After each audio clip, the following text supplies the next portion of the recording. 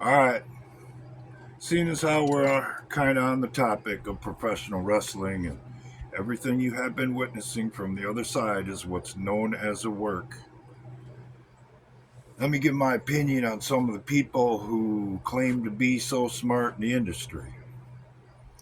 Number one on my list is Jim Cornette. Jim Cornette knows all the ins and outs of the wrestling industry, but still doesn't know a work when he sees it. Still has no clue as to what's going on. Believes hook, line, and sinker everything that his party has put out there as propaganda to him, or more accurately, part of the work. I lost a lot of respect for Cornette when I realized that he's the biggest political mark I've ever seen. And I've seen a few. So let me move on to Kevin Nash. Kevin Nash claims to be a news guy and well informed as to what's going on in the world. That's a bunch of horse shit. He don't know nothing except what they fed him. And then if you take it one further, he'll adjust his attitude or stance on whatever position supposedly that he has so that he can get paid. He can do whatever Comic Con or meeting or what have you that's going to cut him a paycheck, yet claim to be so principled and informed.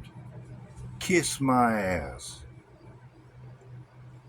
And I could go right on down the line, straight up to Stone Cold Steve Austin. Anybody who had any idea what the hell was going on in this country, at the very least, would have stood behind Hogan when he stood up for Trump. Not that I'm too crazy about Hogan, he's an opportunist. But I'll give him credit for jumping on the train when he did and using it as an opportunity to put himself back in the spotlight. So, y'all a bunch of marks. And unfortunately, that includes most of you.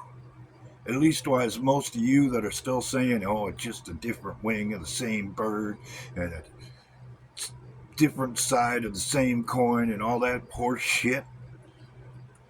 When anybody who can read the tea leaves or at least wise understands how to properly diagnose a mechanical issue should be able to see it as plain as the nose on their face instead of spouting the rhetoric that's part of the work that literally makes them an NPC in this gigantic delusion, illusion, deception, or game, whatever you want to call it.